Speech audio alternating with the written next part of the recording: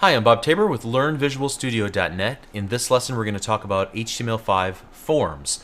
Up to now, all of our HTML5 work has been to display information to the user.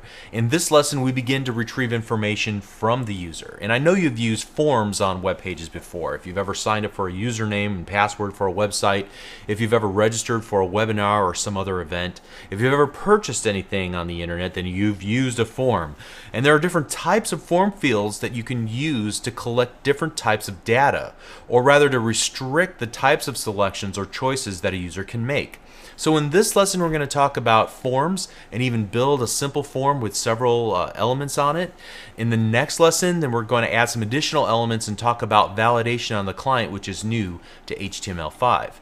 So let's start with the basics of forms. Whenever a user types information into form fields, like a text box for example, or makes selections in form fields, like a checkbox or a radio button for example, they have to somehow trigger the submission of all the form information that they have filled out back to the server. All the information in the form, so all the data that they type or the selections that they make, it all gets bundled up and sent to the web server. How the data is bundled up and the destination of the data is determined by the settings in the HTML element called the form element. And so here's a typical form element. We'll be writing one of these on our own here in just a little bit. But we have a form element and a closing form element, and then there are two important attributes, the method and the action. And you can see that I've set the method equal to post. Post is one of several different types of HTTP messages. A post message says that you should encode up all of the form data and bundle it into the body. Think about putting it inside of an envelope, I guess you could say, of the HTTP message. If that data is sensitive, then it will typically encode all of the stuff in the envelope, all the data in the message body, using a secure sockets layer certificate. And so when you take a look at the action attribute in our form, you'll see that there's an HTTPS. The S on the end typically indicates that you're working with the secure sockets layer certificate. Okay, so the HTTP message of post is in contrast to the HTTP get message, and that bundles up all the data and puts it in the query string as a set of name value pairs. So that's roughly the equivalent of taking all the form data and sticking it on the front of the envelope, okay, where anybody can see it as you mail it off into put it into the mail system. Honestly, most of the time you're not going to want to do this because it limits the amount of data that you can send. There's only so much space on that envelope's, front side, and it prevents the data from the benefit of being encrypted by a secure sockets layer certificate. Anybody can read whatever's on the front of that envelope. If you were to encrypt that, the postmaster would look at it and say, I have no idea what you want me to do with this. It's just garbled, right? But if you were to encrypt the information inside the envelope, that would be just fine. It could still make it to its destination. So think about it roughly in those terms. If you want to learn more about the differences between HTTP GET and HTTP POST, check out this Wikipedia article as a good starting point. Alright, so we talked about the method equals post, but now let's talk about the action. That attribute is the destination of the form's submission. Typically, the form submission will be to a server-side technology like ASP.NET or PHP or CGI using Perl or a number of other server-side related technologies. Now, that's out of scope for this series of lessons, but ASP.NET would be a great next step for you if you want to learn how to do serious web development, where you're interacting with databases, even taking that form field information that people submit, saving it into a database, or retrieving it out and creating new web pages, creating a template and filling in the areas of the page with data from a database to make it dynamic. But at any rate, that's for another day, another time. In this lesson, I can show you all the types of data that we can collect on a form on the client side using HTML5. And those form fields are defined between an opening and closing form tag. So for this video, I'm going to use a modified version of the example that we find here in the HTML5 specification. Notice I'm on this version of the specification called the Edition for Web Authors. Just as a reminder, we're looking through the table of contents for the entire specification. I'm going to open up my Find toolbar by using Control F on the keyboard and then typing in forms, and you can see that that brings me to section 410, and there's quite a bit of information under 410. That's because forms are a really large topic. We're only going to look at a small subset of that. But if we were to open this up in a new tab, it uses a pizza shop, an online pizza delivery form as an example. And so I want to create a modified version of this for our purposes, but feel free to look through this and to complete the example using their code instead of my code after you've finished this video, just to learn a little bit more. Alright, and so my example is going to be an absolute minimalist approach. Frankly, there will be a lot missing in my example with regards to attributes of the elements on the page, and so I'm going to just work through and point out the various elements along the way, but there will be much more to learn after this lesson is over, okay? And to that end, make sure that you download the code file that's associated with this video. You can download it from wherever you originally downloaded this video to watch it locally on your computer, or from wherever you're streaming the video currently. There should be a zip file with code in it. There is a folder called Lesson 10 inside of that zip folder, and there will be 3 subfolders: before, after, and work. What I want to do is go to the before folder. I'm going to copy the lesson10.html page. I'm going to paste it into the work folder where we're going to do all of our work. And then, like we've done in every other video, I'm going to right click and select Open with Notepad. Use any technique you're comfortable with. But this will be a good starting point for creating our own forms. So we're going to start off by creating an opening and closing form tag.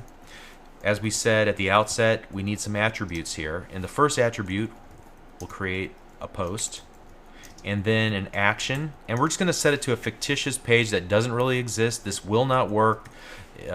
If we were to create a full ASP.NET example, then this might be the basis for that, but if we were to hit the submit button, once we get to that point on the form, nothing will happen because form.aspx does not exist today. Okay? Alright, so let's continue on then, and we want to collect the user's name. So we're going to use a text box that allow them to type in their name into our form. So I'm going to open and close the paragraph, and then I'm going to open up a label, and inside that label I'm going to say customer name, and then I'm going to open up an input element. And there are different types of input elements, so I'm going to select the type that I want to use. I'm going to use a text box, so type equals text. And then I want to give it an ID and a name, and I'll discuss that a little bit later, why I'm doing this for all these elements. But I'm going to name it the same, customer name and customer name.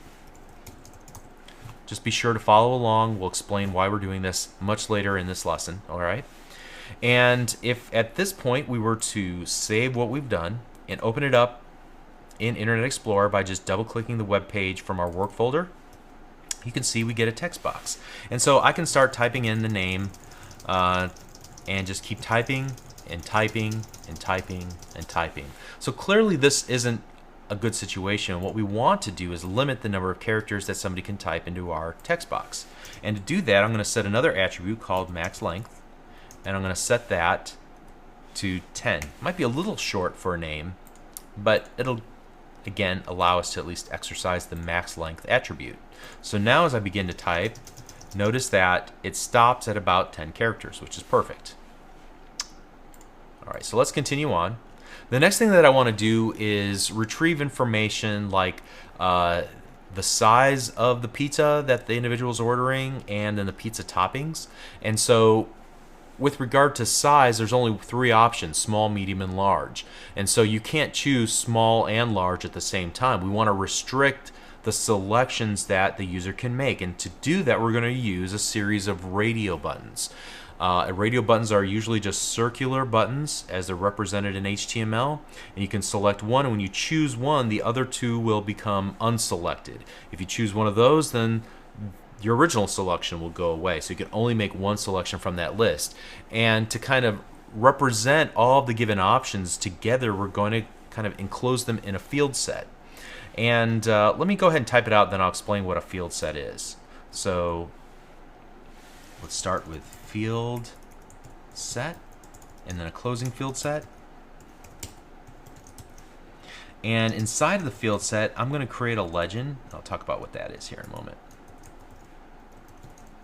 And we're going to just call this legend pizza size. All right.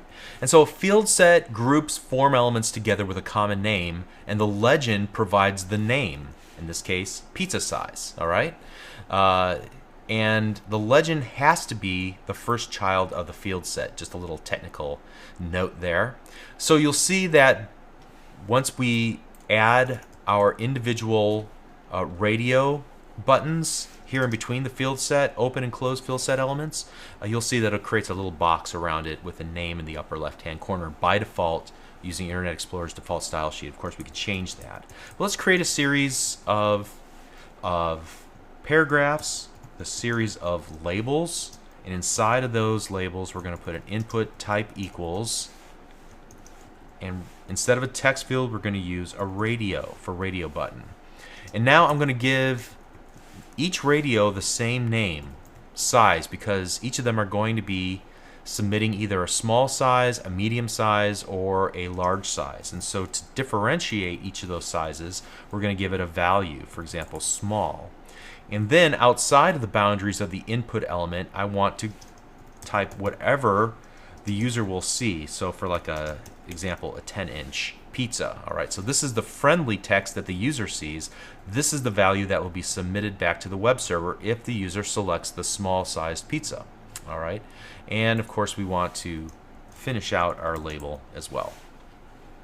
So now what I'm going to do, I'm just going to highlight that entire line and copy and paste it 3 times because we want each of them to have the same name value. We will change each of the values, like medium, for example, and large, and then the text that the user sees. For example, medium, 12-inch, and then the large will be a 6 or a 14-inch. Okay. So now, if we were to save this and then view it inside of our web browser, it would look like this. And so you can see the field set is what gives this a boundary. It puts a box around it, and you can see the legend up here kind of sits on top of that boundary. And here I have a series of radio buttons, and by selecting one, it deselects all the other options. Okay, which is perfect for small, medium, and large.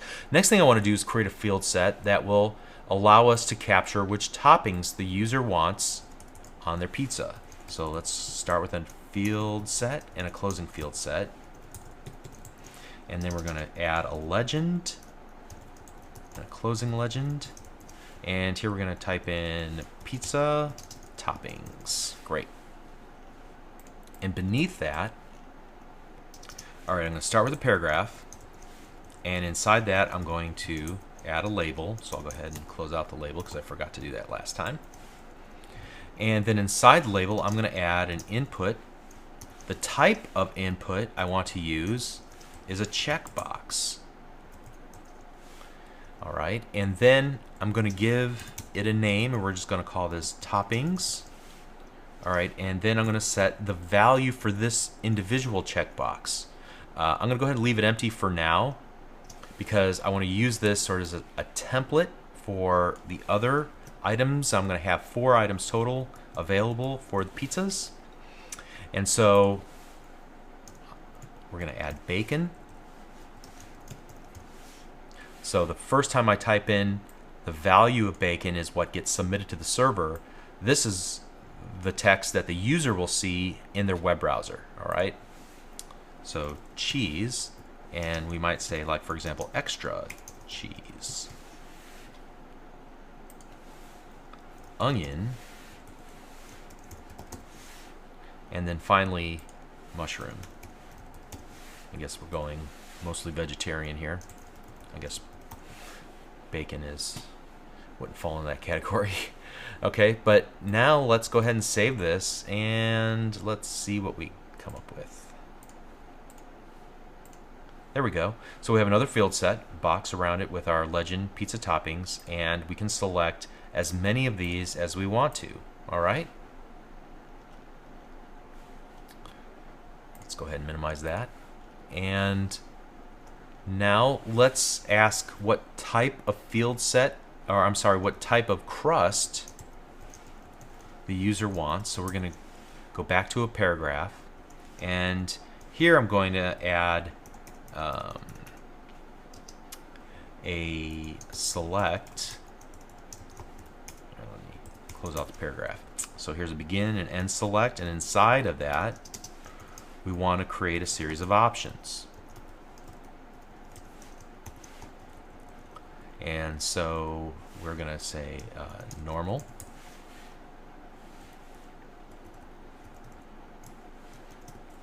And I'm going to copy and paste this a couple times. Here we got Chicago deep dish. And we'll say that's plus $2. And then we're going to go New York thin. All right. And I want to also designate a value for each of these options. And the value is what will be sent back to the web server for this given select control. And we need to give this a name of crust. So the name will be crust, and then the user can choose at this point just one option. Either, and we'll use a little coding here, a C1, a C2, or C3. So hey Vinny, we got a C3. Go ahead and, you know, work up more New York thin crusts for us. Okay, something along those lines. So here we go. Let's go ahead and save this and open it up in a browser, and you can see what it looks like. All right, so here is a drop-down list box where we can choose normal, deep dish, or New York thin. Great. And it doesn't take up any vertical spacing. Now what we could do is add an attribute called multiple, and just by adding that single attribute, notice what happens. It changes from a drop-down list to show all the options that are available. Now you can restrict that size and make it only show like 3 or 5 options. This is what I was talking about a little bit earlier. Okay, so at any rate, what if I wanted to pre-select the normal option? Well, what we could do, or pre-select the Chicago deep dish, because that's our specialty. We'll just add the selected attribute and refresh, and you can see by default Chicago deep dish is selected. I believe this will work on any of these. Let's try selected and radio type medium selected, and let's see what we get.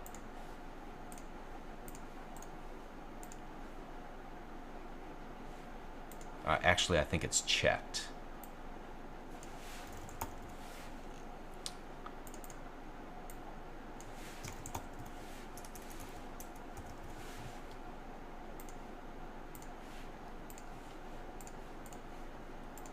There we go. Checked is the right option.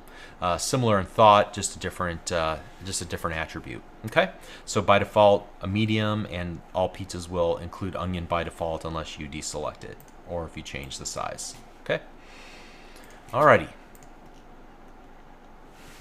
Let's continue on here, and I'm going to add an area for the user who's ordering a pizza to type in any delivery instructions, and I'm going to use a different type of input box called a text area. So it has a whole different element name, and we're going to give it a name equal comments, and here we're going to give it a number of columns and a number of rows. So we'll give it 50 columns in width and then 5 rows in height. And then also we're going to add the max length and only allow 1,000 characters. So let's go ahead and save that and look at it. And you can see I've done something wrong here. The problem is I didn't add a closing text area. And what it did was it treated everything after the opening text area as text that belongs inside. So we might say inside here, how do we get to your house? All right, and you can see how that will manifest itself here. And notice that it uses kind of a pre, so we may want to even remove some of this if we wanted to default that. All right, there we go. And we could delete this and say, go to the end of the street, blah, blah, blah, okay? And I think that's an important point too, because we can pre-fill these, like the text area, for example, the text input by adding a value to begin with. What is your name?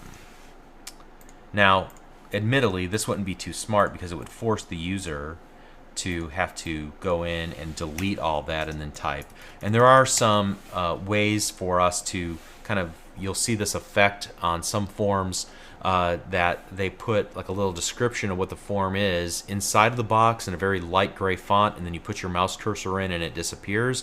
They're using a combination of JavaScript and a plugin called jQuery. If you want to know more about at least the basics of what the foundation you'll need to introduce that into your web forms, you'll want to watch the JavaScript and jQuery foundational series also on Channel 9. Okay. So at any rate, I just wanted you to know about the value. Let's go ahead and remove that for now, and how we were able to introduce information into our text area, and I'm removing that as well. Now, up to this point, we haven't given the user any way to actually say, okay, I've filled out all the information on my form. Let's go ahead and send that information to the web server and continue on with the ordering process. So we need a submit button. And we'll talk about the different kinds of input types for submitting forms. The easiest way to do this is input type equals submit. Value equals continue to step 2. But we can also do something called a reset. So you'll see this sometimes in older web pages. Reset value equals reset values. And let's see how these are manifested. All right, so now at the very bottom you can see we have a continue to step 2. If we were to click that, it will try to open up form.aspx. Obviously we don't have that, so we get this Internet Explorer cannot display the web page, and that's perfectly fine. We'd have to pick that up in an ASP.NET series, all right? But if we were to make selections here like customer name, the options that we want, New York thin crust, and type in some delivery instructions, and then hit reset values, notice we use that input type equals reset, and it resets all the options back to their original. Okay, so those are the two different types of buttons that we can use, and there are a couple more. We'll talk about that in just a moment. One last thing that I want to talk about is the label. Up to this point, we've been wrapping the label around the entire control and any text inside of it. However, there's another way to use the label control. Let me just demonstrate here, or the label element rather. We can add a for attribute, and so we can say it's for the comments, and it should look exactly the same. It's just a different way of doing it, and you'll see that used sometimes. All right, so delivery instructions, and there you go. Okay, so one thing I wanted to point out, and I wasn't really consistent with this, but I started doing this at the very top. You'll notice that in this case I use the attribute name and the attribute ID. Typically the ID is used on the client side for scripting, like whenever you're creating JavaScript to create some validation on the client to make sure that somebody filled in the information here, it wasn't too long, that perhaps it really does look like a phone number, some initial validation on the client side using JavaScript. You'll typically want to reference items using an ID, whereas on the server it expects to see a name. That's part of what gets packaged up in the HTTP post and stuffed into the HTTP request envelope, I guess you would say, and sent over to the web server. And so you have to use the name for that purpose. And so I would recommend using both on your elements and then keeping the names identical just for clarity in your own mind whenever you're doing web development. Okay, let's continue on here. We've seen several examples of input elements. We've looked at input type equals text, input type equals radio, input type equals checkbox, input type equal, or select rather, and then also the text area. Input type equals submit, input type equals reset. But there are quite a few other input elements that can be used. And you can see these on screen right now. Here's a complete list. The ones that we haven't looked at are input type equals password, hidden, file if you want to upload or allow a user to upload a file. There's some work that has to be done on the server as well to accept the file, but creating the ability for somebody to click a button and choose from a file picker off of their local computer which file they want to upload, that gives it that capability.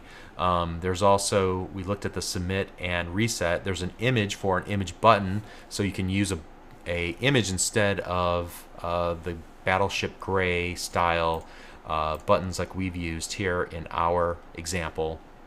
And then there's also just a type equals button. And then there are different types of buttons. There's the button type equals button, button type equals submit, and the button type equals reset. So you might be wondering what the difference is between input type equals submit and button type equals submit. And so basically the button has more CSS properties available to it for the purpose of styling. One of the biggest features is the ability to include images on the button itself using the button control or the button element. So the creator of a tool called Wufoo, a popular forms product on the web, he wrote up a really interesting blog post about his experiences at this URL that you see on screen. It's one of the best articles for an in-depth look, and I recommend that you look into that if you're interested in that information.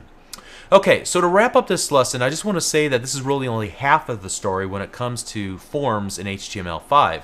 We've covered the basics that are supported by older versions of HTML, and in the next lesson I want to specifically target the new features that are added in HTML5.